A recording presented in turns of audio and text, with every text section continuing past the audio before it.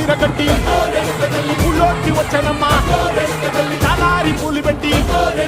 జాతరులు తెచ్చనమ్మా తంగేరు పూలు పెట్టి కంకాణ ముఖ్యనమ్మా ముక్కు ముక్కెర పెట్టి ముల్లోకాల నేలనమ్మా ముందార చూడంగా మున్నూరు కన్నులమ్మ ఎనకాల చూడంగా